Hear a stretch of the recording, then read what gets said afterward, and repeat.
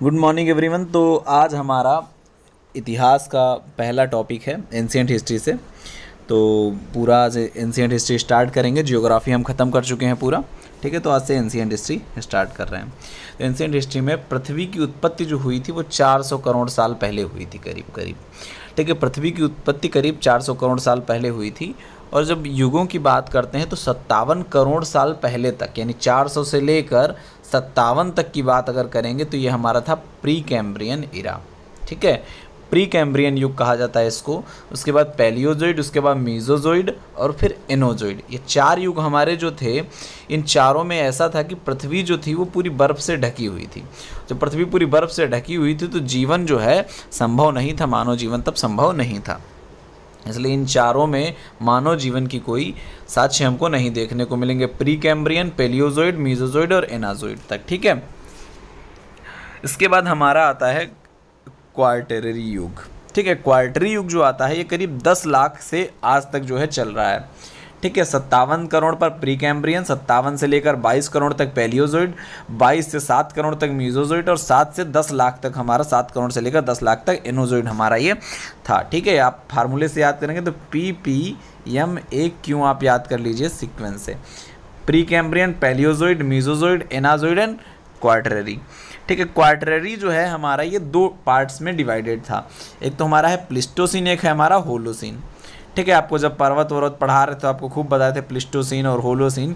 तो प्लिस्टोसीन और होलोसीन जो 2 हमारे बटे हुए हैं, 10 लाख से लेकर 10,000 तक हमारा प्लिस्टोसीन था और 10,000 से वर्तमान तक हमारा होलोसीन है अभी चल रहा। जो अभी कुछ दिन पहले बात चल रही थी कि अब इसको चेंज करके हम लोग कर दें इसको एंथ्रोपोसीन, ठीक है। एंथ्रोपो मतलब होता है इसमें मानव, क्योंकि अब पहले की जो पूरी ये जियोग्राफी में बांटा गया था, पूरा जो हमारा कालखंड है उसको बांटे गए थे, तो वो सब बांटे गए थे। मानव जो है इसमें हस्तक्षेप उतना अधिक नहीं था, लेकिन होलोसीन में आज की अगर स्थिति देखी जाए तो 10,000 साल पहले और आज की स्थिति में मानव हस्तक्षेप बहुत ज़्यादा बढ़ गया है।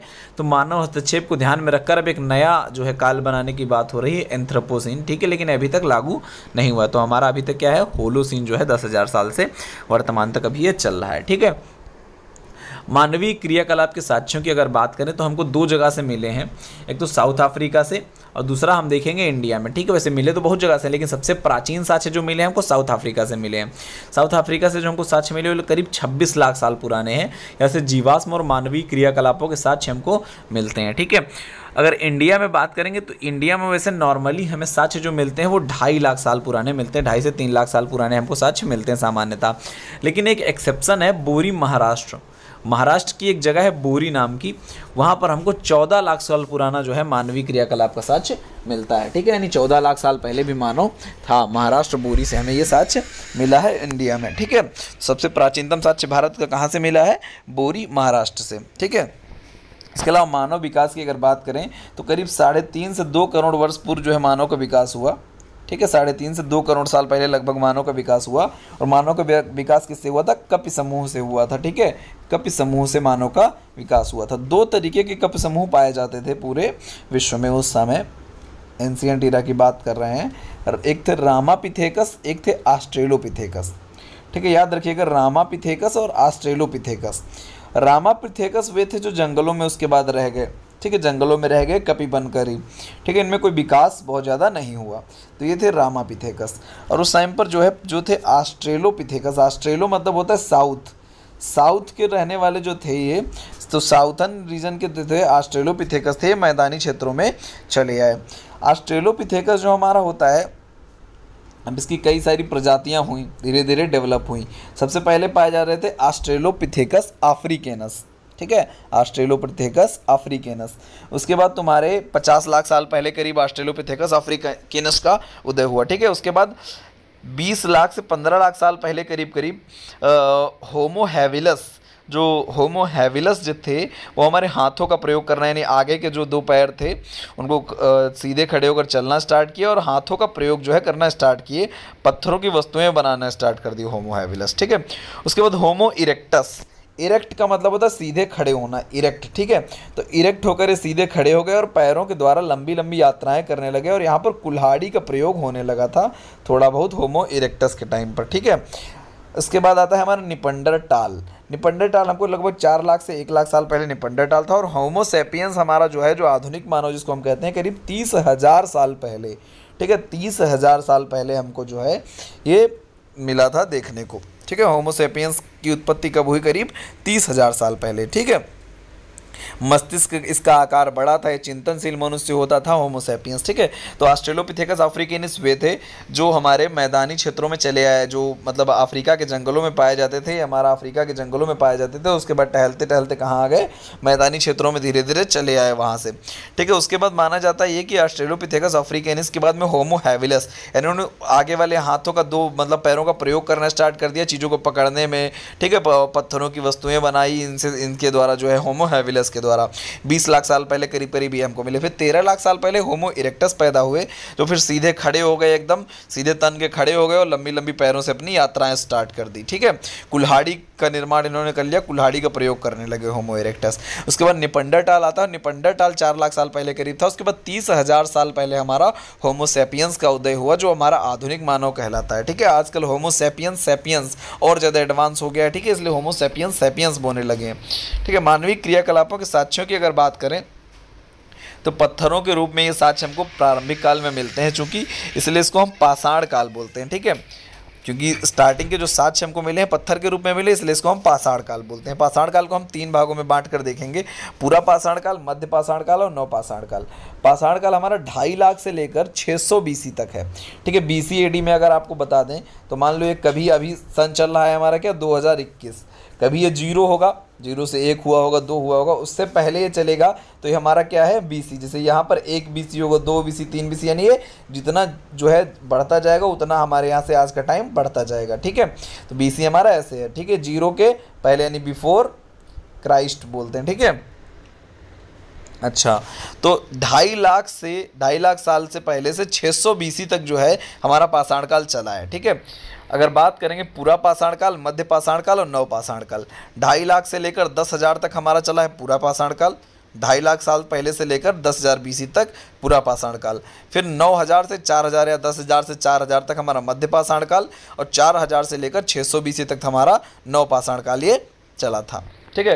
पूरा पाषाण काल की अगर बात करें तो यहाँ पर प्राकृतिक जीवन था, शिकार करते थे लोग, मछली पकड़ते थे, खाद्य संग्रह करते थे। सोचिए आप उसके टाइम पर मतलब कैसा जीवन रहता होगा, प्राकृतिक जीवन एकदम है, शिकार कर रहे लोग, मछली पकड़ के खाद्य संग्रह कर रहे हैं, चित्रकारी भी थोड़ा बहुत ये कर रहे थे पूरा पाषाण काल में। मध्य पाषाण काल की अगर बात करें 10,000 से 4,000 के बीच में अगर BC की बात करें हम, तो जलवायु यहाँ पर क्या हुआ, धीरे धीरे गर्म और शुष्क होना प्रारंभ हुई। और अन्य नाम जो है इसको संक्रमण काल भी बोला जाता है, क्योंकि ये पूरा पाषाण और नवपाषाण के काल के बीच का क्षेत्र है, इसलिए इसको संक्रमण काल बोला जाता है। जीविका पार्जन ये कैसे करते थे? पशुपालन द्वारा, ठीक है। अभी खेती नहीं स्टार्ट हुई है, क्या कर रहे हैं ये? पशुपालन स्टार्ट कर दिए हैं। नवपाषाण काल की बात करें, ये 4,000 से लेकर 600 BC तक हमारा है। यहाँ पर जो है एग्रीकल्चर आ गया, ठीक है, नहीं, कृषि, पशुपालन, यहाँ से स्थिर जीवन का विकास होने लगा, यानी लोग एक जगह रहकर जो है जीवन विकास करने लगे, क्योंकि खेती आ गई तो एक जगह पे इनको घर बना के रहना पड़ेगा कहीं ना कहीं, तो यहाँ से जो है क्या हुआ, स्थिर जीवन का विकास हो गया खेती के कारण। वहीं आग की खोज हो गई, ठीक है। वहीं कुंभकारी यानी जिसको हम बोलते हैं क्या आजकल कुम्हार, ठीक है, बर्तन बनाने का भी यहाँ से स्टार्ट हो गया नवपाषाण काल से, 4,000 से लेकर 600 BC तक। पूरा पाषाण काल को हम 3 भागों में बांट कर पढ़ेंगे, निम्न पूरा पाषाण काल, मध्य पूरा पाषाण काल और उच्च पूरा पाषाण काल। हम पूरा पाषाण काल बहुत बड़ा है, 2.5 लाख से लेकर 10,000 BC तक है, आपको बताए हैं हमें। तो 2.5 लाख से 1 लाख तक निम्न पूरा पाषाण काल, 1 लाख से 40,000 तक मध्य पूरा पाषाण काल, और 40 लाख से लेकर 10,000 BC तक हमारा क्या है, उच्च पूरा पाषाण काल है ये, ठीक है। निम्न पूरा पाषाण काल 2.5 लाख से लेकर 1 लाख ईसा पूर्व तक ये पाया गया है। यहाँ पर होमो इरेक्टस का युग ये माना जाता है। आपको बताएं होमो इरेक्टस क्या थे? होमो इरेक्टस जो है वो मानव का समूह जो कप से क्या हुआ था, सीधे खड़ा हुआ था, इरेक्ट खड़ा हो गया था और पैरों से अपनी लंबी लंबी यात्राएं करने लगा था, और कुल्हाड़ी का प्रयोग यहाँ पर ये करने लगा था, ठीक है, होमो इरेक्टस। वही मध्य पूरा पाषाण काल 1 लाख से 40,000 और 40,000 से 10,000 तक उच्च पूरा पाषाण काल हमारा, ठीक है। निम्न पूरा पाषाण काल में उपकरणों के आधार पर हम इसको 2 भागों में बांट कर पढ़ते हैं, ठीक है। उपकरणों के आधार पर 2 तरीके की हमको संस्कृतियां उपकरणों के आधार पर देखने को मिलती हैं। एक संस्कृति थी चॉपिंग संस्कृति, ठीक है। सब पत्थर के औजार थे। एक थी हैंड एक्स संस्कृति, ठीक है, मतलब कुल्हाड़ी टाइप की हैंड एक्स। तो हमने बताया होमो इरेक्टस थे, होमो इरेक्टस क्या थे, कुल्हाड़ी का प्रयोग करने लगे थे, हैंड एक्स का प्रयोग करने लगे थे, ठीक है। तो चॉपर चॉपिंग और हैंड एक्स ये हथियारों के आधार पर दो संस्कृतियां वहां पर बनी हुई थी जो आज हमको खुदाई पर मिली हैं। चॉपर चॉपिंग क्या होता था, चॉपर ऐसा पत्थर होता था जिसमें एक तरफ धार होती थी, और चॉपिंग ऐसा पत्थर होता था जिसमें दोनों तरफ धार होता था, ठीक है। चॉपर चॉपिंग ये पाए जाते थे, और ये पाए कहाँ जाते थे, सिंधु की एक सहायक नदी है सोहन, सोहन नदी के किनारे किनारे ये पाए जाते थे, इसलिए इसको सोहन सभ्यता भी कहा जाता है। क्या कहा जाता है, सोहन सभ्यता कहा जाता है, ठीक है। अब बात करेंगे चॉपर चॉपिंग की, तो ये बने होते थे पेबुल पत्थर द्वारा, ठीक है। किससे बने होते थे, पेबुल पत्थर। पेबुल पत्थर क्या होते हैं कि जब नदी जो है पत्थर को बहा बहा कर दूर से ले जाती है तो क्या करती है, घिस घिस कर पत्थर होता है, जो होता है टकरा टकरा कर घिस घिस कर क्या होता है, चिकना हो जाता है। तो ऐसे पत्थर कहलाते थे पेबुल पत्थर। तो इनके द्वारा चॉपर चॉपिंग को बनाया जाता था। चॉपर में एक तरफ धार, चॉपिंग में दोनों तरफ धार। कहाँ मिल रहे थे हमको, सिंधु की सहायक नदी सोहन के किनारे मिल रहे थे, इसलिए सोहन सभ्यता भी इसको कहा जाता है। प्रमुख स्थलों की अगर बात करें सिंधु सभ्यता की, तो चौतरा, पिंडीवेब, पहलगांव, बेलन घाटी, साबरमती और महानदी घाटी, ये जो है इसके क्षेत्र हमको मिलते हैं। चौतरा, पिंडीवेब, पहलगांव। अगर हम बात करें इसको फार्मूला से याद करने की, तो आप याद कर लीजिए MPPSC फार्मूला बने, Madhya Pradesh public service commission, ठीक है। तो MPPSC याद कर लो पहले। तो महानदी घाटी, पिंडीवेब, पहलगांव, उसके बाद तुम्हारा क्या, ये तुम्हारा साबरमती और चौतरा, ठीक है। क्या क्या याद करना है आपको, M फॉर महानदी घाटी, P फॉर पिंडीवेब, P for Pahalgam, S for Sabarmati, C for चौतरा। ये हमारा क्या है, MPPSC फॉर्म भरो तुम, ठीक है। सिंधु घाटी सभ्यता में सोहन सभ्यता था, सोहन सभ्यता यानी चॉपर चॉपिंग सभ्यता। वहाँ पर कौन कौन से स्थल आपको देखने को मिलेंगे, चौतरा, पिंडीवेब, पहलगांव, बेलन घाटी, साबरमती, महानदी। ऐसे पढ़ें तो महानदी, पिंडीवेब और तुम्हारा पहलगांव, साबरमती और चौतरा आप याद कर लीजिए MPPSC से, ठीक है। चौतरा हमारा ऐसा क्षेत्र था। अच्छा, दूसरा हथियार जो हमको मिला था, हैंड एक्स मिला था। और हैंड एक्स मिला हमको कहाँ से था, ये मद्रास से मिला था, इसलिए हम इसको मद्रास संस्कृति के नाम से भी जानते हैं, ठीक है। इसमें अगर आपको याद करना है तो आप पल्लवरम, अतिपल्लवरम, बदुमदुरै, नेवासा और बागौर, ठीक है। बागौर हमारा जो है कहाँ का है, ये राजस्थान का क्षेत्र है, बागौर राजस्थान। नेवासा हमारा कहाँ का है, महाराष्ट्र का है। ये सब बहुत इंपॉर्टेंट है, नेवासा महाराष्ट्र का है, बागौर राजस्थान का है, ठीक है। और पल्लवरम जो है सबसे प्राचीन क्षेत्र माना जाता है, सबसे प्राचीनतम साक्ष्य जो मिले हैं कुल्हाड़ी के, कहाँ से मिले हैं, पल्लवरम से मिले हैं, ठीक है। भारतीय पुरातत्व सर्वेक्षण विज्ञान के जो प्रमुख थे उस समय, राबस ब्रुसफुट, इन्होंने 1863 में पल्लवरम की खोज की थी, और पल्लवरम के बारे में जो है इन्होंने ही बताया था। इसे मद्रास संस्कृति के तहत कंसाइडर किया, और यहाँ पर हैंड एक्स मिला था, इसलिए हैंड एक्स संस्कृति भी इसको कहा जाता है, कुल्हाड़ी संस्कृति भी कहा जाता है, ठीक है। चौतरा ऐसा स्थान था जहाँ पर जो है हमको चॉपर चॉपिंग के भी साक्ष्य मिले हैं, और कहाँ के साक्ष्य मिले हैं, मद्रास संस्कृति के भी साक्ष्य मिले हैं। तो ये हमारा क्या था, ये हमारा चौतरा जो है दोनों जगह के अवशेष मिले हैं, ट्रांसिजन क्षेत्र था, ठीक है। एक बार आप ध्यान से देख लीजिए, पुरापाषाण काल में हमने बताया निम्न पुरापाषाण काल। निम्न पुरापाषाण काल में औजार के हिसाब से दो, चॉपर चॉपिंग और हैंड एक्स। चॉपर चॉपिंग में एक तरफ धार तो चॉपर, दोनों तरफ धार तो चॉपिंग। पेबुल पत्थर से बने होते थे, सिंधु की सहायक नदी सोहन के किनारे थे, इसलिए इसको सोहन सभ्यता कहा जाता था।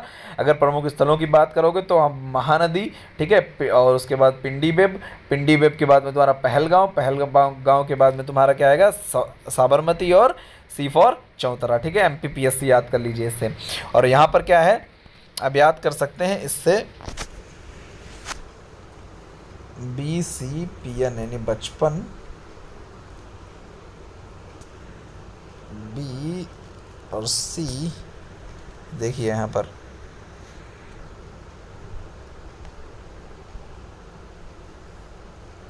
ठीक है, आप इससे ध्यान रखिए।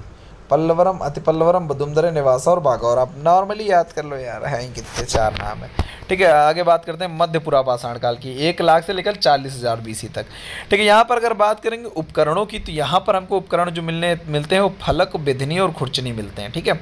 फलक, बिधनी और खुरचनी, खुरचने वाला था।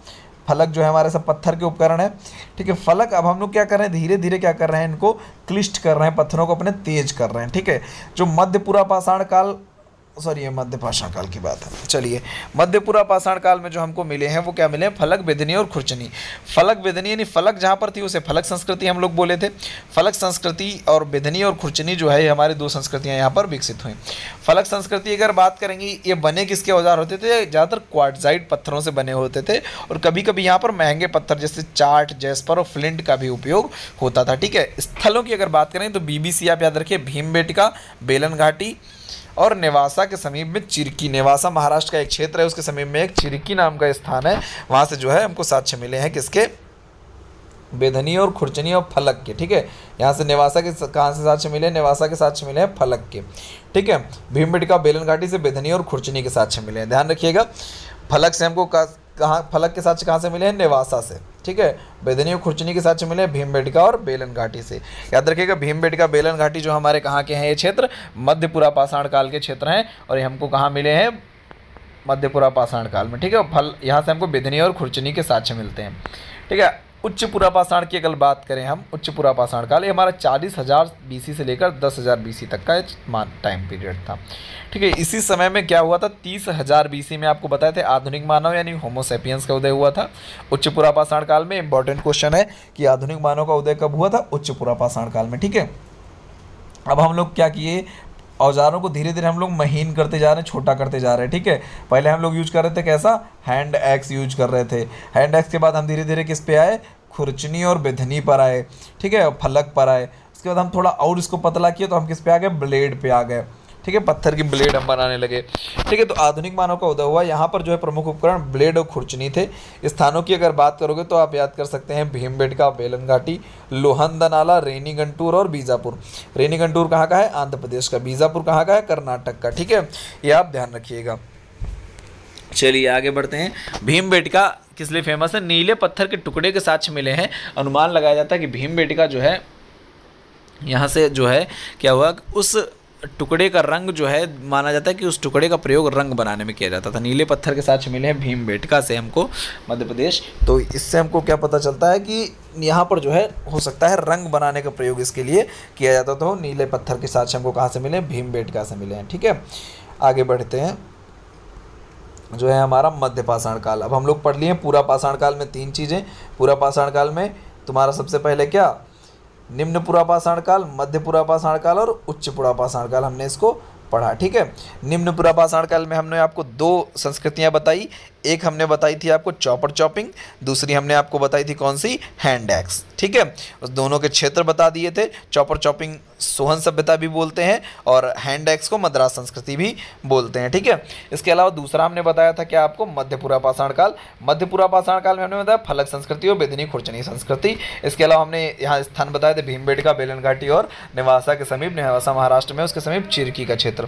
ठीक है, इसके अलावा उच्च पूर्व पाषाण काल में अगर हम बात करेंगे आधुनिक मानव का उदय हुआ था। यहाँ पर ब्लेड, खुरचनी जो है संस्कृतियाँ थी। भीमबेटका, बेलन घाटी, लोहंदनाला, रेनीगंटूर और बीजापुर नामक इसके क्षेत्र थे। रेनीगंटूर आंध्र प्रदेश में है, बीजापुर कहाँ है? कर्नाटक में है। लोहंदनाला में हमको अस्थि निर्मित मातृ देवी की प्रतिमा मिली है। ठीक है, बेलन घाटी से हमको पशुओं के जीवाश्म मिले और भीमबेटका से हमको नीले पत्थर मिले हैं। ठीक है, एक एक चीज़ को आप ध्यान से देखिएगा। भीमबेटका से हमको क्या मिला है? नीला पत्थर मिला, जिसे हम मानते हैं कि उसको रंग बनाने में प्रयोग होता होगा। बेलन घाटी से हमको पशु के जीवाश्म मिले हैं, बेलन घाटी से। और लोहंदनाला से हमको क्या मिला है? अस्थि निर्मित मातृ देवी की प्रतिमा मिली है। ठीक है, हड्डी से बनी एक प्रतिमा मिली है, मातृ देवी की मानी जाती है वो। ठीक है, भीमबेटका से नीले पत्थर मिले। चलिए अब हम लोग पहुंच गए हैं मध्य पाषाण काल में। मध्य पाषाण काल 9000 से लेकर 4000 BC तक का ये टाइम था। माइक्रोलिथ जो है यहाँ पर छोटे छोटे औजारों का प्रयोग होने लगा, जिसे हम लोग बोलते हैं माइक्रोलिथ। देखो बहुत कन्फ्यूजन करता है, एक होता है माइक्रोलिथ, एक होता है मेगालिथ। माइक्रोलिथ पत्थर के छोटे छोटे औजार थे। ठीक है, माइक्रो मतलब छोटा और मतलब लिथ मतलब होता है पत्थर से रिलेटेड। ठीक है, लिथिक ईरा बोलते हैं ना इसको, पाषाण काल यानी लिथिक ईरा। ठीक है, तो माइक्रोलिथ यानी पत्थर के औजार हैं छोटे छोटे, इसलिए माइक्रोलिथ। मेगालिथ होते थे दफनाने की एक प्रक्रिया थी, मेगालिथ। ठीक है, दोनों लगभग मध्य पाषाण काल के टाइम के ही हैं, मेगालिथ और माइक्रोलिथ। ठीक है, तो मेगालिथ क्या था? दफनाने की एक प्रक्रिया थी, और माइक्रोलिथ क्या था? छोटे पत्थर के औजार थे। ठीक है, स्थिति की अगर बात करें इसकी, तो आर्थिक स्थिति में हम लोग कृषि देखेंगे, एग्रीकल्चर में हम देखेंगे कि महदहा, दमदमा से हमको सिल और लोढ़े के साक्ष्य मिले हैं। ठीक है, सिल लोढ़े के साक्ष्य कहाँ से मिले हैं? महदहा और दमदमा से। ठीक है। दमदमा से दम लगा के हम लोग सिल लोढ़े से पीस रहे थे, ठीक है। दम लगा के नहीं, दमदमा से हम सिलो लोढ़े से पीस रहे थे महदहा में, ठीक है। तो महदहा और दमदमा, ठीक है, यहाँ से हमको क्या मिले, सिल लोढ़े के साक्ष्य मिले हैं। और प्राचीनतम साक्ष्य अगर एग्रीकल्चर के मानोगे तो हमको सांभर झील के आसपास के मिलते हैं राजस्थान के, ठीक है। मेहरगढ़ से हमको मिलते हैं प्राचीनतम साक्ष्य बस उसके एग्रीकल्चर के, ठीक है। और सांभर झील के आसपास मिलते हैं हमको सबसे पहला जो मिलता है अनाज हमको कौन सा मिलता है, जौ मिलता है, ठीक है। जौ मिलता है हमको, सबसे पहला अनाज कौन सा मिला है, जौ। कहाँ से मिला है हमको, ये सांभर झील के आसपास से, ठीक है।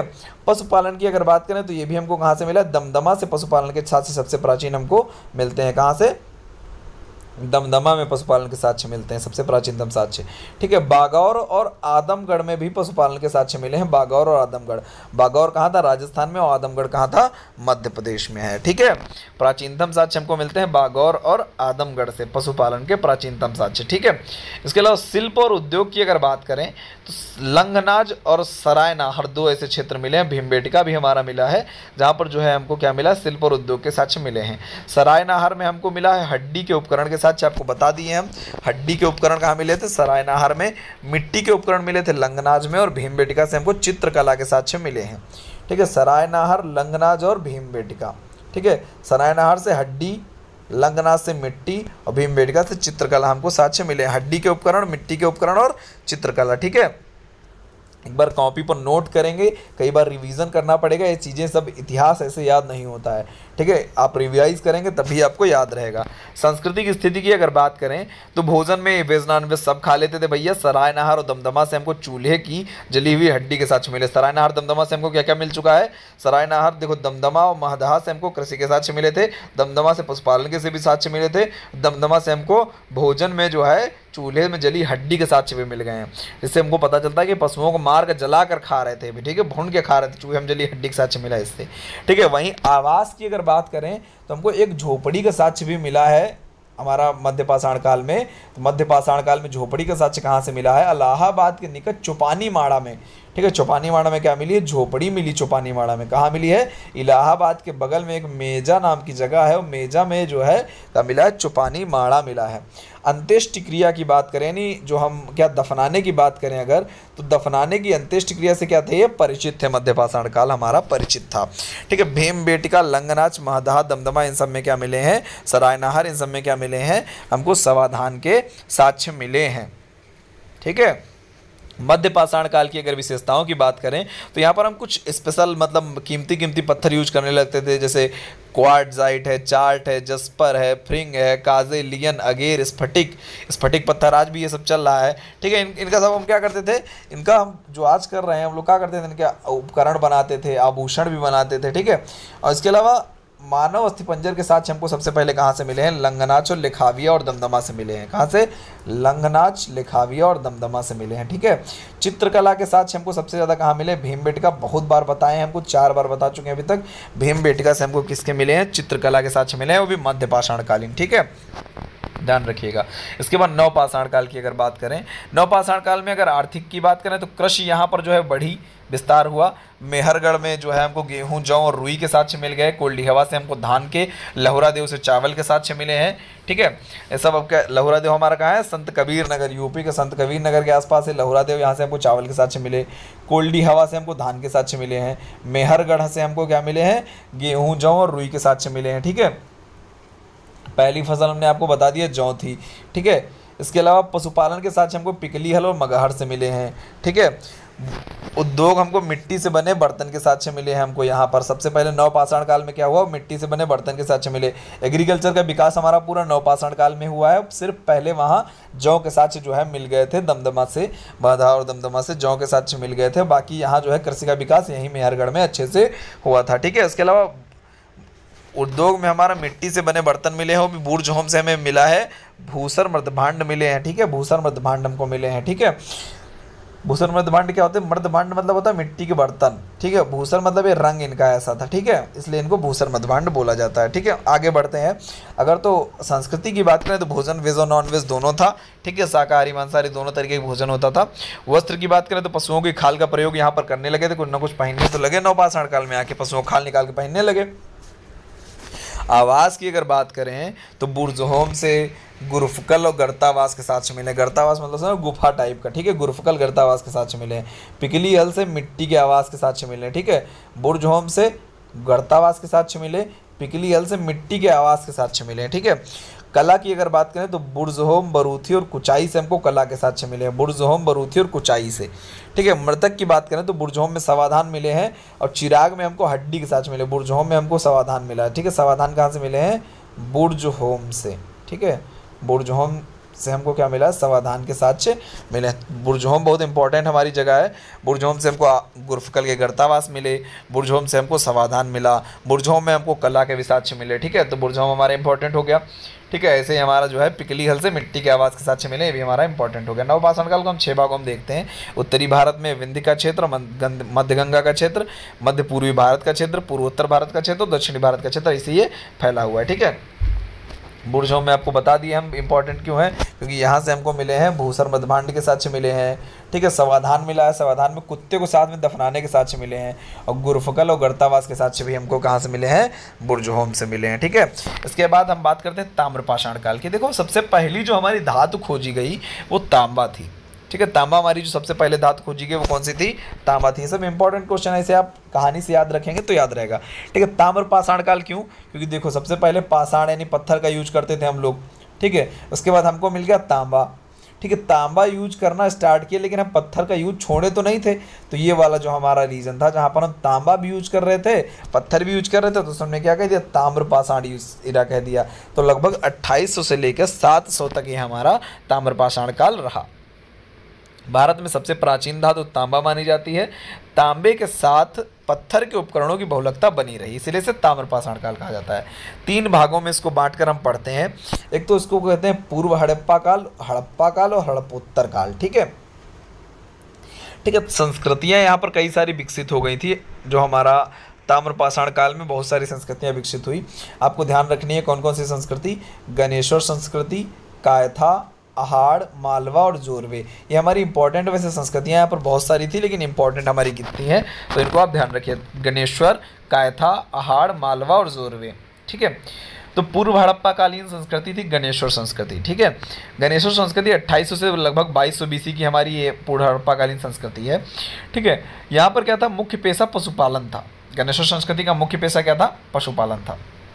जगह का नाम के हिसाब से ही रख दिया गया, गणेश्वर नामक जगह है तो इसलिए गणेश्वर संस्कृति, कायथा नामक जगह है तो कायथा संस्कृति, अहाड़ नाम की जगह है तो अहाड़ संस्कृति, मालवा नाम की जगह है तो मालवा, और जोरवे नाम की जगह है तो जोरवे संस्कृति, उसका नाम रख दिया गया, ठीक है। तो गणेश्वर नामक स्थान जो हमारा है वहां पर क्या है? पशुपालन, पशुपालन के साथ मिले। मुख्य पेशा हमारा क्या था? पशुपालन था। देखो पहले प्रारंभिक काल में जो मुख्य पेशा था वो हमारा पशुपालन का था। एग्रीकल्चर हमारा मेन और पेशा नहीं था। मेन पेशा हमारा क्या था? पहले पशुपालन था। एग्रीकल्चर हमारा सेकेंडरी जो है हमारा पेशा था, ठीक है, द्वितीयक पेशा था, ठीक है। तो पहले पशुपालन, द्वितीयक पेशा कृषि था। तांबे के उद्योग हमारे गणेश्वर संस्कृति में यहाँ मिले। हमको तांबे का निर्यात यहाँ से क्या कहाँ किया जाता था? हड़प्पा के क्षेत्र में किया जाता था, इसे हमको साक्ष्य मिले हैं। दूसरी बात हम बात करते हैं कायथा की। कायथा हमारा लगभग 2450 BC पुराना है। यहाँ में क्या था? बस्ती, यहाँ हमको किलाबंद बस्ती के साथ मिले हैं। चित्रित मृदभांड मिले हैं, चित्रित हमको यानी चित्र बने हुए बर्तन, ठीक है। कीमती पत्थरों के हार जैसे गोमेद और कार्लेनियन पत्थरों के हमको क्या मिले हैं? गोमेद पत्थर, कार्लेनियन पत्थर के हार हमको यहाँ पर मिले हैं, ठीक है। अहाड़ की अगर बात करें तो 2100 से 1500 अहाड़ क्षेत्र में जो है हमको तांबे की कुल्हाड़ी के साथ मिले हैं, ठीक है। अहाड़ हमारे लिए बहुत इंपॉर्टेंट हो जाता है। अहाड़ में हमको क्या क्या मिला है? तांबे की कुल्हाड़ी, चूड़ियों के साथ मिले हैं, ठीक है। तांबे की कुल्हाड़ी और तांबे की चूड़ियों के साथ मिले हैं। पत्थर के घर के साथ मिले हैं, ठीक है। यहाँ एक प्रमुख स्थल है, अहाड़ में एक प्रमुख स्थल है जिसका नाम है गिलुंड। गिलुंड से हमको पक्की ईंटों का पहला मकान मिला है। कहाँ से? गिलुंड से। अहाड़ का एक क्षेत्र है गिलुंड, जहाँ से हमको पक्की ईंटों का पहला मकान मिला है, ठीक है। हड़प्पोत्तर काल की अगर बात करें तो मालवा और जोरवे 2 संस्कृतियाँ थी। मालवा 1700 से 1200 BC तक हमारा पाया गया। बस्ती, किलाबंद यहाँ थी, मिट्टी के बर्तन मिलते थे। नवदा टोली नाम का स्थान जो हमारा है मालवा का सबसे प्रमुख स्थान है, नवदा टोली, ठीक है। मालवा महाराष्ट्र, नवदा टोली महाराष्ट्र, ठीक है। इसके बाद जोरवे की बात करें तो जोरवे, और यहाँ बर्तन हमको जो मिले हैं कैसे मिले हैं? देखो अहाड़ में हमको बर्तन मिले काले पर सफ़ेद चित्र बना हुआ, ठीक है। जोरवे में हमको जो बर्तन मिले वो लाल पर काले रंग से चित्र बने हुए मिले हैं, ठीक है। जोरवे में हमारी बहुत इंपॉर्टेंट है, हमारे 4 जो है मिलते हैं स्थल, नेवासा, दैमाबाद, इनाम गाँव और चंदौली, ठीक है। ये 4 स्थल हमको मिलते हैं यहाँ पर इस संस्कृति के अंदर, जोरवे संस्कृति में। नेवासा से हमको मिले हैं पटसन के साक्ष्य। पटसन जान रहे हैं आप लोग, पटसन के साक्ष्य हमको मिले हैं नेवासा से। नेवासा आपको 3 बार हम बताए हैं, पर सबसे पहले कब बताए थे आपको बताएं, सबसे पहले प्री में, ठीक है, निम्न पुरापाषाण काल में। निम्न पुरापाषाण काल में हमको जब आपको बताए थे कि जो है ये नेवासा नाम का स्थान जो था, यहाँ से हमको हैंड एक्स के साक्ष्य मिले थे, ठीक है। दोबारा नेवासा जब हम बताए तो आपको बताए मध्य पाषाण काल में। मध्य पाषाण काल में हम आपको बताए थे कि यहाँ से जो है फलक के साक्ष्य मिले थे, ठीक है। तिबारा जब हम आपको बता रहे हैं अब, तो क्या बता रहे हैं कि नेवासा से हमारे किसके मिले हैं, पटसन के साक्ष्य मिले हैं, ठीक है। तो नेवासा से हमारे 3 चीज़ें हो गई, कौन कौन सी। सबसे पहले हमारा मिला यहाँ पर क्या, नेवासा से हमको मिले थे क्या बोलते हैं उसको, मध्य मतलब पुरापाषाण काल में क्या मिला था हमको। पुरापाषाण काल में हमारा देखो 2 संस्कृतियाँ थी, हैंड एक्स और हैंड एक्स और चॉपर चॉपिंग। तो हैंड एक्स हमारा मिला है नेवासा से, ठीक है। नेवासा से मिला हैंड एक्स। दूसरा नेवासा से हमको क्या मिला, दूसरा हमको नेवासा से मिला जब बात करेंगे मिडिल वाले रीजन की, तो मिडिल में हमारा जो है संस्कृतियाँ जो थी उसमें हमको मिला यहाँ से फलक, ठीक है। हैंड एक्स और फलक, सब हमें क्या मिला यहाँ से पटसन, ठीक है। तो नेवासा से हमारा हैंड एक्स, फलक और पटसन 3 साक्ष्य मिले। दैमाबाद की अगर बात करें, दैमाबाद में हमको मिला यहाँ पर जोरवे संस्कृति का सबसे बड़ा स्थल दैमाबाद है, ठीक है। दैमाबाद जोरवे संस्कृति का सबसे बड़ा स्थल है। तांबे की कुल्हाड़ी के साक्ष्य दैमाबाद से मिले हैं, नगरीकरण के साक्ष्य मिले हैं, कांसे के भी साक्ष्य दैमाबाद से मिले हैं। इनाम गांव जोरवे संस्कृति का विशिष्ट स्थल है, यहाँ पर नगरीकरण बहुत ज़्यादा था, बड़े बड़े आवासों के साक्ष्य यहाँ पर इनाम गांव में मिले हैं। चंदौली में भी हमको तांबे की कुल्हाड़ी मिली है, ठीक है। ऐसे ऐसे हमारे स्थलीय थे। ताम्रपाषाण काल की अगर बात करें, एग्रीकल्चर की बात करें, तो मालवा में गेहूँ जौ के साक्ष्य मिले हैं। मालवा के नौदा टोली में अनाज का ढेर मिला है, जो अच्छा मालवा से हमको नौदा टोली जो नाम का स्थान है, मालवा संस्कृति में नवदा टोली, देखो ये यहाँ मिट्टी के बर्तन के साक्ष्य आपको मिले थे, किलेबंद बस्ती मिली थी नौदा टोली में, और यहीं पर हमको क्या मिले थे, अनाज के साक्ष्य मिले हैं, वो भी बहुत बड़े स्तर में। तो हमें दर्शाता क्या है कि यहाँ पर होता होगा ऐसा कि राजस्व जो है इकट्ठा किया जाता होगा, राजस्व को दर्शाता है, यानी टैक्स के रूप में अनाज को लेकर ढेर लगा दिया जाता था, इसलिए यहाँ पर अनाज का ढेर मिला है मालवा के नौदा टोली में। गाय भैंस बकरी इनके पालतू पशु थे उस समय के, ठीक है। उद्योग की अगर बात करें तो बर्तन जो है 2 तरीके के बर्तन, लाल और काला मृदभांड और गैरिक मृदभांड, ठीक है। लाल मृदभांड एवं काला मृदभांड आहाड़ से हमको मिले हैं, सफ़ेद चित्रित काले मृदभांड आहाड़ से, ठीक है। यानी सफ़ेद रंग का एक बर्तन है, उस पर क्या है, काले रंग से चित्र बनाए हुए हैं, ठीक है। तो ये हमको कहाँ से मिला, आहाड़ से। जोरवे में हमको मिला ऐसा कि भैया लाल रंग का आधार था, इस पर जो है काले रंग से जो है पेंटिंग की थी, तो ये हमारा इस जोरवे में मिला। वहीं लाल अनुलेखित भांड जिस पर काले रंग से चित्रकारी, ठीक है, लाल पर अनुलेखित चित्र भांड था, ठीक है, जिसे हम गैरिक मृदभांड बोलते हैं। अनुलेखित भांड जो होता है उस पर दूसरे रंग से अगर चित्रकारी हो जाए तो गैरिक मृदभांड बोलता है। गैरिक मृदभांड हरियाणा और राजस्थान के क्षेत्र में हमको खूब देखने को मिला है। कैसा था, लाल रंग से अनुलेखित था और उस पर काले रंग से चित्रकारी थी, ठीक है। तांबा और कांसे की भी खोज हो गई थी, तो इसका भी उद्योग होता था। इसके अलावा वस्त्र की अगर बात करें तो मालवा एवं महाराष्ट्र में हमको क्या मिला है, वस्त्र उद्योग के साक्ष्य मिले हैं मालवा महाराष्ट्र में, ठीक है। मालवा से तकली एवं सूत के साक्ष्य मिले और महाराष्ट्र से हमको सूत के साक्ष्य मिले हैं, ठीक है। ताम्रपाषाण कालीन भोजन जो है हमारा वेज नॉन वेज अभी भी चल रहा था। सूती रेशमी वस्त्र, अब हम लोग पहले खाल से कहाँ पहुँच गए हैं, ताम्रपाषाण में सूती रेशमी वस्त्रों में पहुँच गए हैं, ठीक है। यानी अब हम पाषाण काल में अगर बात कर रहे थे, निम्न मध्य मतलब पूरा पाषाण काल, मध्य पाषाण काल, नव पाषाण काल, तो इन दोनों में हमने कपड़े पहने ही नहीं। नव पाषाण काल में खाल पहनना शुरू किया और हम लोग ताम्र पाषाण काल में पहुंचते पहुंचते सूती रेशमी वस्त्रों पर पहुंच गए। आवास की बात करें तो कच्चा फूस का मकान यहाँ पर खूब देखने को मिला है, इसके अलावा पक्के मकान भी मिले हैं हमको, ठीक है। धर्म की अगर बात करें तो वृषभ मातृदेव और अग्नि की पूजा यहाँ पर हमको देखने को मिल गई है, ठीक है। वृषभ मातृ देवी की और अग्नि की पूजा देखने को मिली है कहाँ पर, ताम्रपाषाण काल में, ठीक है। आगे बढ़ते हैं। अंतिम क्रिया की बात करें तो पूर्व भारत, अगर ईस्टर्न भारत की बात करें तो ये वाला रीजन जो हमारा है, यहाँ पर जो है आंशिक समाधान होता था, पूरे तरीके से आंशिक समाधान होता था, पूर्ण समाधान नहीं होता था। बाकी पूरे देश में हमारा क्या होता था, पूर्ण समाधान होता था, ठीक है। अब हम लोग पढ़ते हैं हड़प्पा सभ्यता। तो हमने आपको क्या पढ़ा दिया, पाषाण काल आपका खत्म हो गया।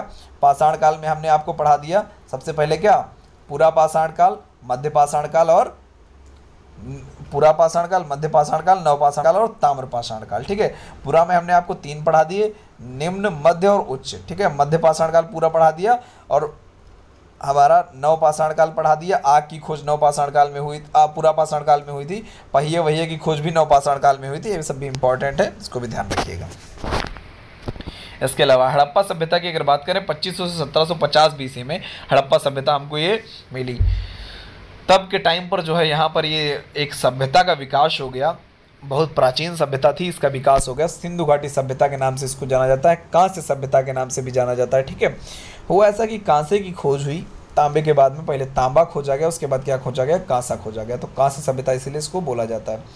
ठीक है, उसके अलावा सिंधु घाटी सभ्यता इसलिए बोला जाता है क्योंकि ये सप्त सैंधव प्रदेश, यानी जो हमारे सिंधु की 7 सहायक नदियां थी उन्हीं के बीच का ये पूरा क्षेत्र था, उन्हीं के दोआब का क्षेत्र था ये, इसलिए इसको सिंधु घाटी सभ्यता बोला जाता है।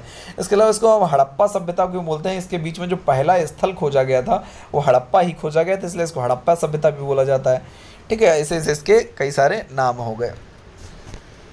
विभिन्न प्रजाति के लोग यहाँ पर भूमध्य सागरी, प्रोटो ऑस्ट्रेलॉइड, मंगोलॉइड, अल्पाइन, ऐसे बहुत सारे लोग पाए जाते हैं, जिसकी आजकल हम लोग जो आज के कंडीशन में हम लोग पढ़ते हैं तो जनजातियाँ जब पढ़ते हैं, ट्राइब्स तो हम लोग पढ़ते हैं भूमध्य सागरी, प्रोटो ऑस्ट्रेलॉइड, मंगोलॉइड, क्योंकि वो तभी की प्राचीन जनजातियाँ जो है अभी भी वैसे ही निवास कर रही हैं, तो उन्हीं में अभी भी कंसिडर्ड की जाती हैं। ठीक है, अगर बात करें हड़प्पा कालीन की, तो हड़प्पा की जो खोज हुई थी वो 1921 में हुई थी। इसको आप बहुत अच्छे से याद करिएगा, इससे क्वेश्चन आने के चांसेस बहुत ज़्यादा होते हैं। ठीक है, हड़प्पा 1921 में खोज हुई थी, किसने की थी, दयाराम साहनी ने की थी। ठीक है, आप याद कर लीजिए, हद हड़प्पा दयाराम साहनी। ठीक है, 1921 में खोज हुई थी, रावी नदी के किनारे हुई थी। ठीक है, और मांटगोमरी पाकिस्तान नाम का क्षेत्र है। हद और राम याद कर लो। ठीक है, ह फॉर हड़प्पा है, दो फॉर दयाराम साहनी है, र फॉर रावी और म फॉर मांटगोमरी जिला पाकिस्तान। ठीक है, जहाँ हमारी क्या है, साहिवाल गाय जहाँ का जन्म स्थान। हड़प्पा हमारी क्या है 1921 में, दयाराम साहनी, रावी नदी किनारे, मांटगोमरी जिला। मोहनजोदाड़ो जो हमारा है 1922 में, राखलदास बनर्जी, सिंधु नदी के किनारे, लरकाना जिला। ठीक है, बहुत इंपॉर्टेंट है। चहुंदड़ो हमारा 1931, एमजी मजूमदार। ठीक है, मजूमदार ने खोजा था चहुंदड़ो को, सिंधु नदी के किनारे है, सिंध प्रांत पाकिस्तान। लोथल हमारा, लो फॉर भो, यानी लुथवा और भोगवा नदी, लोथल हमारा क्या है, भोगवा नदी के किनारे, 1953 में खोजा गया था, रंगनाथ राव ने खोजा था। अहमदाबाद गुजरात का ये क्षेत्र है लोथल। लोथल हमारा क्या है, किस लिए जाना जाता है, क्योंकि यहाँ पर हमको क्या मिले, बंदरगाह के साक्ष्य मिले सबसे पहले। ठीक है, कालीबंगा की अगर बात करें तो 1935 में बीबीलाल और बीके थापर ने खोजा था, घग्गर नदी के किनारे कालीबंगा खोजा गया था। हनुमानगढ़ राजस्थान का कालीबंगा क्षेत्र है, कालीबंगा कहाँ है, राजस्थान में। बनवाली हमारा हिसार हरियाणा का क्षेत्र है, रंगोई नदी के किनारे है, रविन्द्रनाथ बिष्ट ने खोजा था 1973 में। धवलावीरा हमारा जो है क्या है, ये कच्छ का क्षेत्र हमारा है, रंगोई नदी के किनारे भी रविन्द्रनाथ बिष्ट द्वारा ये भी खोजा गया था, और 1990 to 1992 में खोजा गया था। आलमगीरपुर हमारा हिंडन जो है, मेरठ यूपी मेरठ में आलमगीरपुर है हमारा, हिंडन नदी के किनारे। यज्ञदत्त शर्मा ने इसको 1958 में खोजा था। ठीक है, हड़प्पा की स्थिति की अगर बात करें तो राजनीतिक, प्रशासनिक, आर्थिक, सामाजिक ऐसी स्थितियां थी। राजनीतिक स्थिति की बात करो तो संपूर्ण क्षेत्र हमारा 12,99,600 किलोमीटर स्क्वायर में था। ठीक है, कैसा था, 12,99,600 वर्ग किलोमीटर स्क्वायर। ठीक है, 12,99,600 ध्यान रखिएगा किलोमीटर स्क्वायर। आगे बात करते हैं, आकृति इसकी कैसी थी, त्रिभुजाकार आकृति थी। ऊपर वाला जो सबसे उत्तरी क्षेत्र था वो मांडा, इधर हमारा सुतका गेंडोर, इधर हमारा दईमाबाद, इधर हमारा आलमगीरपुर। ठीक है, याद रखिए MSD, MS धोनी को याद रखिए MSD, और हमारा इधर हमारा क्या है, आलमगीरपुर, यानी उत्तर प्रदेश का आलमगीरपुर। ठीक है, ऊपर वाला क्षेत्र हमारा क्या है, मांडा। मांडा हमारा कहाँ है, जम्मू कश्मीर में है मांडा। सुतका गेंडोर, सुतका गेंडोर हमारा ये बहुत जो है किनारे का क्षेत्र है। सुतका गेंडोर हमारा, सुतका गेंडोर हमारा जो है कहाँ का क्षेत्र है, सुतका गेंडोर, ये हमारा जो है सुरकुर्दा, सुतका बलूचिस्तान साइड का क्षेत्र है हमारा ये। दईमाबाद जो हमारा महाराष्ट्र का क्षेत्र है हमारा दईमाबाद, और आलमगीरपुर हमारा यूपी का क्षेत्र है। ठीक है, तो अब याद रखिएगा क्या, त्रिभुजाकार आकृति है, ऊपर सबसे हमारा M है, इधर हमारा S है, इधर हमारा D है, इधर हमारा A है, MSDA। ठीक है, MS धोनी याद रखो तो A आपका याद रहेगा आलमगीरपुर यूपी में। ठीक है, मांडा, सुतका गेंडोर, दईमाबाद और आलमगीरपुर। ठीक है, आगे बढ़ते हैं। प्रशासनिक व्यवस्था की अगर बात करें तो हमारा वणिक वर्ग द्वारा संचालित थी प्रशासनिक व्यवस्था। वणिक वर्ग मतलब जो समाज का उच्च वर्ग होता था उसके द्वारा हमारी प्रशासनिक व्यवस्था संचालित थी। नगर 2 भागों में बटा हुआ था। यहाँ पर व्यवस्था जो थी जनतंत्रात्मक थी। ठीक है, यानी वोटिंग टाइप, जैसे आजकल की व्यवस्था लोकतंत्रात्मक, वैसे वहाँ की व्यवस्था क्या थी, जनतंत्रात्मक थी। ठीक है, दो भागों में जो है पूरा नगर बटा हुआ था, एक तो नगर दुर्ग, दूसरा नगर टीला। क्या था भैया, देखो कंडीशन ऐसी थी कि भैया एक मान लो ये ऊंचा स्थान बना लिए, इसके ऊपर महल टाइप का घर बना लिए अपना पूरा, यहाँ पर जो राजा वजा थे, अमीर लोग थे, यहाँ रहते थे नगर दुर्ग में, और नगर टीला में जो है हमारे यहाँ गरीब लोग रहते थे नीचे। ठीक है, तो मोहनजोदाड़ो में हमको क्या मिला है, जनतंत्र। अच्छा, हम यहाँ पर कहे कि आपको जनतंत्रात्मक व्यवस्था थी, तो कैसे हम जाने थे कि मोहनजोदाड़ो नाम का एक स्थान है भैया। मोहनजोदाड़ो में हमको मिल गया सभा भवन और अन्नागार के साथ, तो हमें लगा कि भैया ऐसा है, सभा भवन है मतलब सभा बैठती होगी, सभा बैठती होगी मतलब लोग बैठते होंगे साथ में मिलकर फैसला करते होंगे, इसका मतलब क्या है होगी वहाँ जनतंत्रात्मक व्यवस्था होगी। दूसरी बात अगर करें हड़प्पा कालीन जो है प्रशासनिक व्यवस्था, हड़प्पा कालीन जो प्रशासनिक व्यवस्था है पुरोहित वर्ग द्वारा संचालित होती थी। ठीक है, मोहनजोदाड़ो में हमको स्नानागार का साक्ष्य मिला है और स्नानागार के बगल में पुरोहित का आवास है, तो हमें लग रहा है देखो पुरोहित सबसे अमीर आदमी होगा, पुरोहित सबसे अमीर आदमी होगा, इसीलिए उसके घर में भैया स्विमिंग पूल बना हुआ बगल में। ठीक है, मोहनजोदाड़ो में उसके घर बगल में स्विमिंग पूल बना है, वहीं मोहनजोदाड़ो में सभा भवन बना है, वहीं हमारा मोहनजोदाड़ो में क्या अन्नागार के साक्ष्य मिल रहे हैं। तो जो है हमें लगा पुरोहित वर्ग ही क्या करता होगा, इसके जो है प्रशासनिक व्यवस्था का संचालन करता होगा। इसके अलावा बात करें आर्थिक स्थिति की, एग्रीकल्चर हमारा विकास हुआ इस बीच में बहुत तेजी से। नगरीकरण क्यों आया था, नगरीकरण आने का कारण ही था कि हमारा जो है क्या हुआ, एग्रीकल्चर प्रोडक्शन बहुत तेजी से बढ़ गया।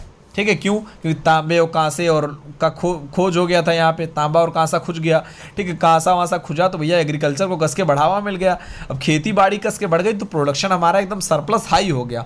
सरप्लस जब हाई हो गया तो हमने क्या किया, विकास में लगा दिया भैया, नगरीकरण हो गया। ठीक है, तो नगरीकरण जो हमारा हुआ वो किस कारण से हुआ, एग्रीकल्चर के सरप्लस प्रोडक्शन के कारण। ठीक है, इसके अलावा बात करते हैं एग्रीकल्चर की, अगर तो भूमि सिंचाई उर्वरक तकनीकी में हड़प्पा में उत्पादन में वृद्धि हुई, नगरीकरण का विकास हुआ। कुल 9 फसलें, कितनी टोटल 9 फसलें, यहाँ पे याद रखिएगा हड़प्पा काल में कितनी फसलें थी, 9 फसलें, जिसमें प्रमुख कौन सी थी, गेहूं और जौ। गेहूं की 3 वैरायटी और जौ की 2 वैरायटियां जो है यहाँ पर देखने को हमको मिली है। ठीक है, आगे बात करते हैं पशुपालन की। पशुपालन में हमको कुबड़ वाले सांड की हमको मुहरों पर इसके साक्ष्य मिले। आप मोहनजोदाड़ो पिक्चर देखे हैं वो, तो मोहनजोदाड़ो में देखे होगे कुबड़ वाले सांड का जो है वो मुहर होती है, वो मुहर पे कुबड़ वाला सांड बना होता है। ठीक है, कुबड़ वाले सांड की मुहर के साक्ष्य हमको मिले सर्वाधिक। ठीक है, इसके अलावा सुतका गेंडोर में हमको घोड़े के अस्थिपंजर के साक्ष्य हमको मिले। अच्छा, एक बात है, सुतका गेंडोर में हमको सुतका गेंडोर में हमको घोड़े के अस्थिपंजर के साक्ष्य मिल तो गए हैं, लेकिन वैसे उस क्षेत्र में जितने भी हमको जैसे मुहर उहर पे या तो मुहर पे, ठीक है, या तो क्या है उस पे, या तो मुहर पे साक्ष्य हमको मिल जाते थे और या तो फिर हमको साक्ष्य मिले थे कहाँ से, मतलब मिट्टी के जो हमारे खिलौने उलौने बने थे उनसे हमको साक्ष्य मिले थे। लेकिन सुतका गेंडोर में हमको घोड़े के अस्थिपंजर तो मिले हैं, लेकिन उस टाइम पर जो है कोई मूर्ति कोई ऐसा कुछ हमको नहीं मिला। तो हमें ये अभी तक जो है यहाँ पर जो इतिहासकार हैं वो संतुष्ट नहीं है कि घोड़े की जानकारी उस समय के लोगों को थी या नहीं थी। ठीक है, सुतका गेंडोर में हालांकि घोड़े का अस्थिपंजर मिले थे, लेकिन जो है वो ऐसा था कंडीशन कि भैया तब सबकी मूर्ति बना देते थे, चित्र बना देते थे, ठीक है, नहीं तो मुहर पे छाप देते थे, लेकिन ऐसा कोई साक्ष्य हमको घोड़े के बारे में नहीं मिला है। इसलिए घोड़े का जानकारी जो है वो संशयपूर्ण है कि तब घोड़े की जानकारी लोगों को थी कि नहीं थी। ठीक है, प्राकृतिक संसाधन की अगर बात करें तो अभाव था लगभग प्राकृतिक संसाधनों का, आयात पर इनकी निर्भरता थी। ठीक है, जो हड़प्पा काल थे, हड़प्पा क्षेत्र था, उसकी अभाव था, वहां पर जो है प्राकृतिक संसाधन का आयात जो है ये करते थे। ठीक है, व्यापार विशेषता की अगर बात करें तो मुद्रा का प्रचलन नहीं था। ठीक है, वस्तु विनिमय होता था, मुद्रा पैसा तो भैया नहीं चलता था, नोट तो नहीं चलता था, 1000-2000 के गुलाबी नोट चलत हुए, तो गुलाबी नोट नहीं चलता था वहाँ पर, मुद्रा का प्रचलन नहीं था। वहाँ पर क्या था कि जो हमारा व्यापार होता था वो कैसा होता था, वस्तु व्यापार होता था, वस्तु विनिमय व्यापार होता था। ठीक है, कारण क्या थे, अधिशेष उत्पादन हो गया था हमारा, यानी प्रोडक्शन सरप्लस हो गया था, हाई हो गया था, और प्राकृतिक संसाधनों की क्या थी वहाँ पर कमी थी। आगे बात करते हैं द्वितीय क्षेत्र की। द्वितीय क्षेत्र में हम बात करते हैं कांसा, तांबा, ईंट, बर्तन, वस्त्र, इतनी चीज़ों की जो है ये करने लगे थे, कांसा, तांबा, ईंट, बर्तन और वस्त्र। ठीक है, कांसे के साक्ष्य हमको मिले हैं मोहनजोदाड़ो से एक नृत्य करती हुई मूर्ति के साक्ष्य मिले हैं। ठीक है, नाचती हुई कांसे की एक मूर्ति है भैया, नाच रही है। ठीक है, तो वो मोहनजोदाड़ो से हमको वैसी मूर्ति एक मिल गई। रोपड़ पंजाब का एक क्षेत्र जहाँ से हमको तांबे की कुल्हाड़ी मिली है, पहले भी बताएं इंपॉर्टेंट है, तांबे की कुल्हाड़ी हमको कहाँ से मिली थी, रोपड़ से मिली थी। ईंट के साथ हमको मोहनजोदाड़ो से ईंट के भट्टे के साथ मिल गए हैं। तो मोहनजोदाड़ो में बहुत कुछ मिला, ध्यान रखिएगा। नृत्य करती महिला की मूर्ति मिली है, ईंट के भट्टों के साथ मिले हैं, स्नानागार मिला है, अन्नागार मिला है, सभा भवन मिला, सबको मोहनजोदाड़ो से मिला है। फिल्म मिली है हमको वहाँ से, ठीक है, फिल्म बनी है उसी पे, ध्यान से देखिएगा उसको। बर्तन में बात करते हैं, बर्तन लोथल में मिट्टी के बर्तन के साथ मिले हैं, ठीक है, लोथल में हमको क्या मिले, मिट्टी के बर्तन के साथ मिले हैं। वस्त्र की अगर बात करें तो वस्त्र हमारा मोहनजोदाड़ो में सूती वस्त्र के साथ मिले हैं, कालीबंगा में मिट्टी के बर्तन पर सूती वस्त्र के कपड़े की छाप मिली है। मोहनजोदाड़ो से हमको सूती कपड़ा मिल गया, और कालीबंगा में हमको क्या मिला है, कालीबंगा में कि मिट्टी के बर्तन के ऊपर सूती कपड़ा जो है छापा गया है, ठीक है, तो ऐसे हमको साथ मिले। तृतीय क्षेत्र की बात करें, व्यापार और यातायात परिवहन। व्यापार की अगर बात करो तो भैया बहुत विस्तार क्षेत्र हो गया था, क्या करने लगे थे, मेसोपोटामिया की मुहर मिली है हड़प्पा से, ठीक है, मेसोपोटामिया में हड़प्पा की मुहर मिली, मेसोपोटामिया नाम के क्षेत्र में हड़प्पा की मुहर मिली है भैया, विदेशी व्यापार चल रहा था। लोथल से हमारा जो है फारस की मुहर मिली है, फारस नाम के क्षेत्र से हमको कहाँ, लोथल से हमको मिली है, ठीक है, लोथल हमारा जो है बंदरगाह नामक क्षेत्र, बंदरगाह था, वहाँ आपको फारस की मुहर मिल गई है, ठीक है। दिलियन और बहरीन द्वीप, बहरीन द्वीप से हमको क्या मिला है, ओमान और बहरीन द्वीप, ये सब क्या है, हमारे जो है विदेशी क्षेत्र हैं हमारे भैया। ओमान और बहरीन द्वीप से हमको क्या मिला है, और मेसोपोटामिया से यहाँ एवं हड़प्पा से, दोनों के साथ मिले हैं, ठीक है। दिलियन और मार्कन, मार्कन यानी ओमान आज का, ठीक है, दिलियन यानी बहरीन द्वीप तक आज का, ठीक है। तो यहाँ से हमको क्या मिले, मेसोपोटामिया हड़प्पा दोनों की जो है मुहरें हमको यहाँ से मिली हैं, दिलियन और मार्कन से। दिलियन क्या है, बहरीन द्वीप है, मार्कन क्या है, ओमान द्वीप है, ठीक है। इसके अलावा सोना चांदी और टीन की बात करें अगर, ईरान और अफगानिस्तान से हमको सोना चांदी टीन जो है, हम लोग क्या करते थे, आयात निर्यात की बात कर लें हम लोग, तो आयात हम लोग क्या क्या करते थे, सोना चांदी आयात करते थे, टीन आयात करते थे, तांबा और सेलखड़ी आयात करते थे। क्या आयात करते थे, सोना चांदी टीन तांबा और सेलखड़ी, इतनी चीज़ें आयात करते थे। सोना चांदी और टीन हम लोग मंगाते थे ईरान और अफगानिस्तान से, तांबा खितड़ी खान और बलूचिस्तान से, और सेलखड़ी बलूचिस्तान एवं गुजरात से, ठीक है, इतनी चीज़ें आयात करते थे। निर्यात हम लोग क्या करते थे, कृषि जनित वस्तुएं, भैया एग्रीकल्चर प्रोडक्शन बताया आपको हाई हो गया, तो एग्रीकल्चर वस्तुएं भेज ही रहे थे, धड़ाधड़ सूती कपड़ा भी बना ले रहे हैं हम लोग, ठीक है, साक्ष्य मिल रहे हैं आपको, बताया सूती कपड़े के साक्ष्य मोहनजोदाड़ो से मिले हैं, ठीक है। तो सूती कपड़े को क्या करते थे, निर्यात हम लोग करते थे, ठीक है। यातायात एवं परिवहन की अगर बात करें तो स्थल मार्ग में भैया भैंसा गाड़ी और रथ का प्रयोग होता हमने देखा। वहीं जल मार्ग की बात करें, लोथल और सुतका गंडोर में हमको सबसे पहले कहाँ मिले थे, बंदरगाह के साथ मिले थे। मोहनजोदाड़ो में एक मुहर हमको मिली भैया, मुहर पर नाव का चित्र हमको दिख गया, तो हमें लगा भैया ये लोग तो जलमार्ग से व्यापार कर रहे थे, जलमार्ग से यात्राएं कर रहे थे, ठीक है। सामाजिक स्थिति की अगर बात करें तो वर्ग जो हमारा था, सुव्यवस्थित समाज था, पुरोहित, शिल्पी, व्यापारी, श्रमिक वर्ग ऐसे सारे थे।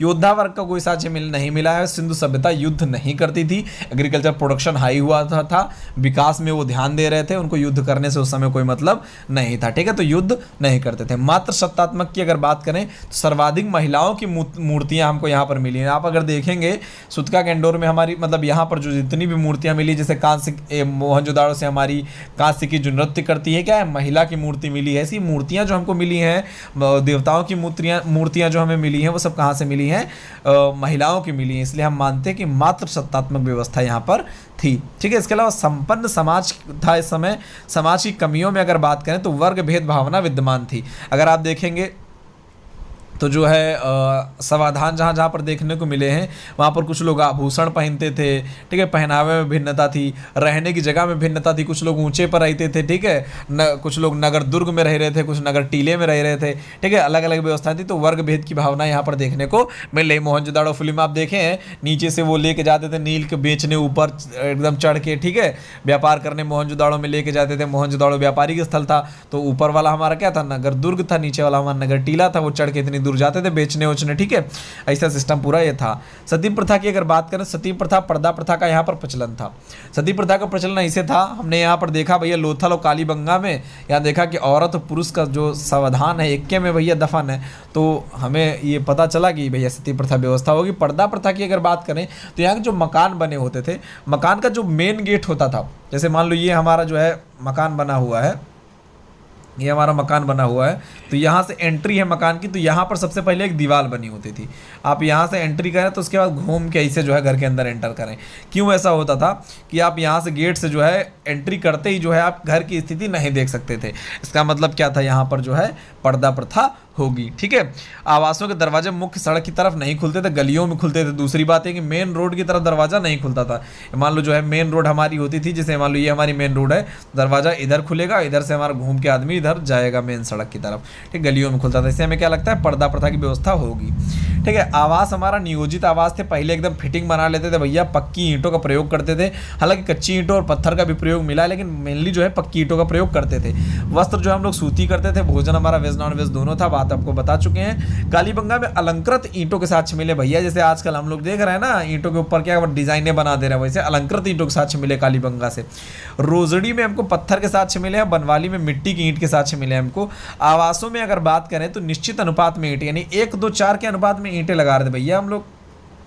सोचो कितना ज़्यादा जो है डेवलप कर लिए थे उस समय, पूरा नियोजित तरीके से आवास बना रहे थे, कहाँ नाली निकालनी, कहाँ कैसे व्यवस्था करनी, पूरी व्यवस्था बना रहे थे। ठीक है, 1:2:4 के अनुपात से ईंटें लगा रहे थे। श्रमिक आवास के साक्ष्य जो है हड़प्पा में हमको श्रमिक आवास के भी साक्ष्य मिले हैं। ठीक है, हड़प्पा में हमको क्या मिला है कि श्रमिक यहाँ पर रहते होंगे, तो श्रमिक आवास के ऐसे साक्ष्य हमको मिले हैं हड़प्पा से। चलिए आगे बात करते हैं, कहाँ हम लोग पहुँच गए थे, हाँ ये चलिए। तो हड़प्पा से हमको श्रमिक आवास का। आर्ट की अगर बात करें तो स्थापत्य, चित्रकला और मूर्तिकला। स्थापत्य कला में हमको जो है दुर्ग के साक्ष्य मिले हैं। प्रत्येक दुर्ग 2 भागों में बटा हुआ था, लगभग सभी दुर्ग का दुर्गीकरण था। स्नानागार के साक्ष्य हमको आपको बता चुके हैं, मोहनजोदाड़ो से मिले थे। महत्वपूर्ण इमारत थी, इसके उत्तर पूर्व में पुरोहित का आवास था, आपको बताएं बगल में पुरोहित का आवास था, इसीलिए हम मानते हैं पुरोहित सारा शासन चलाता था। क्या कि पुरोहित मोहनजोदाड़ो में ही तुम्हारा क्या था, अन्नागार के साक्ष्य हैं, सभागार के साक्ष्य हैं, तो पुरोहित के बगल में तुम्हारा स्विमिंग पूल बना है, यानी स्नानागार के साक्ष्य हैं। तो हमको लगा था भैया पुरोहित सबसे इसमें इंपॉर्टेंट था। अन्नागार की बात करें, मोहनजोदाड़ो से बहुत बड़ा अन्नागार का साक्ष्य मिला है, स्नानागार का साक्ष्य मिला है। सभागार और सभा भवन की बात भी हम मोहनजोदाड़ो से हमको मिल जाता है। चित्रकला की अगर बात करें, चित्रकला लोथल में हमको मिट्टी के बर्तन मिले हैं, लाल आधार पर काले रंग की चित्रकारी दिखती है। मूर्तिकला की बात करें, मोहनजोदाड़ो में आपको बताएं कांसे की नृत्य करती नारी की मूर्ति मिली है। मूर्तिकाओं में पशु और मानव की मूर्ति मिली है। कुबड़ वाला जो बैल हमारा था उसकी मूर्तियां कई सारी मिली हैं। स्त्री की मूर्तियां खूब, मानव में मेनली जो हमारा स्त्री की मूर्तियां थी, पशुओं में मेनली कुबड़ वाले बैल की स्त्रियां मूर्तियां थी। ठीक है, तो हम मानते हैं कि स्त्री भैया बहुत ज़्यादा मूर्ति मिल रही है, इसका मतलब जो है मात्र सत्तात्मक समाज होगा ये। ठीक है, यहीं अगर हम लोग वैदिक काल में जब पहुंच जाएंगे तो हमारा क्या हो जाएगा, पितृ सत्तात्मक हो जाएगा। वहाँ जो मतलब मेल डोमिनेंस हो जाएगा, यहाँ पर क्या है, फीमेल डोमिनेंस सोसाइटी है। ठीक है, लिपि एवं साहित्य की अगर बात करें हमारा, तो ऋग्वेद काल में जो है हमारा अपठित लिपियां हमारे 250 से 400 तक जो है लिपियां मिली हैं हमको, साक्ष्य मिले हैं। हड़प्पा काल में दाएं से बाएं लिखा जाता था। ठीक है, स्टार्ट करते थे दाएं से लिखना और बाएं तक, यानी इधर से लिखना स्टार्ट करते थे तो इधर तक लिखते थे। ऐसी लिपि को हम बोलते हैं वास्ट्रोफिडन लिपि। क्या बोलते हैं, आप ध्यान रखिएगा, वास्ट्रोफिडन लिपि, यानी दाएं से बाएं लिखना, उल्टी साइड से लिखना, क्या कहलाता है, वास्ट्रोफिडन लिपि कहलाता था। ठीक है, ऐसी लिपि के साथ हमको हड़प्पा काल में मिले हैं। धर्म की अगर बात करें भैया, बहुत सारी लिपियां मिली, 250 से 400 लिपि मिली है, लेकिन हम अभी तक इनको पढ़ नहीं पाए। ठीक है, नहीं लिखने और पढ़ने दोनों की व्यवस्था थी, यहाँ पर शिक्षा की स्थिति थी, लिखाई पढ़ाई हो रही थी, लेकिन हम लोग क्या कर रहे थे, इनको पढ़ अभी तक नहीं पाए। ठीक है, धर्म की अगर बात करें तो ईश्वर की पूजा भैया 3 रूपों में होती थी। मानव में होती थी, पशु के रूप में होती थी, वृक्ष के रूप में। मानव रूप में हम लोग बात करें तो पुरुष देवता पशुपति की हमको मिले हैं साक्ष्य, और स्त्री के रूप में उर्वरा देवी के साक्ष्य मिले हमको। ठीक है, यानी उर्वरा मतलब जो हमारी पृथ्वी है, पृथ्वी, ठीक है, इसके साक्ष्य मिले हैं, पृथ्वी के उपजाऊ से रिलेटेड। और पशु में हम कुबड़ वाले सांड की पूजा करते थे। वृक्ष में हम लोग पीपल की पूजा करते थे। मोहनजोदाड़ो में पीपल की मुहर मिली है। ठीक है, कुबड़ वाले सांड की मुहर मोहनजोदाड़ो में मिली है। पशु देवता पशुपति की हमको मोहनजोदाड़ो में मुहर मिली है। ठीक है, मोहनजोदाड़ो में बड़ी मुहरें मिली थी। मोहनजोदाड़ो में करीब 2000 मुहरें टोटल मिली थी अगर सिंधु सभ्यता से, तो लगभग 1600 उसमें से कहाँ से मिली थी, मोहनजोदाड़ो से मिली थी। ठीक है, तो इसलिए मोहनजोदाड़ो ज़्यादा इंपॉर्टेंट हो गया। ठीक है, अगर पशुपति की बात करें तो पशुपति के दाहिनी ओर हमको मिला है एक बाघ का फोटो। ठीक है, मुहर पे ऐसा बना हुआ है कि पशुपति, यानी आजकल जिनको हम शंकर जी मानते हैं, तो पशुपति के दाहिनी ओर बाघ बना था, हाथी बना था। बाघ और हाथी किधर, दाहिनी ओर। बाईं ओर एक वृषभ बना था, एक गैंडा बना था। ठीक है, और आसन के नीचे 2 हिरन बने थे। ठीक है, इनकी कंडीशन को दिखाया गया है कि यहाँ पर जो है पशुपति को दिखाया गया है, पशुओं के पति यानी आजकल के शिव जी को दिखाया गया है। धर्म की विशेषता की अगर बात करें तो मूर्ति पूजा का प्राचीनतम साक्ष्य हमको यहाँ से मिल जाता है। मंदिर का कोई साक्ष्य नहीं मिला है। नाग पूजा के साक्ष्य मिलते हैं, अंधविश्वास का प्रचलन मिलता है। अंधविश्वास मतलब हमको क्या, ताबीज वाबीज के साक्ष्य मिल गए हैं, तो ताबीज के साक्ष्य मिले, तो अंधविश्वास यहाँ पर था।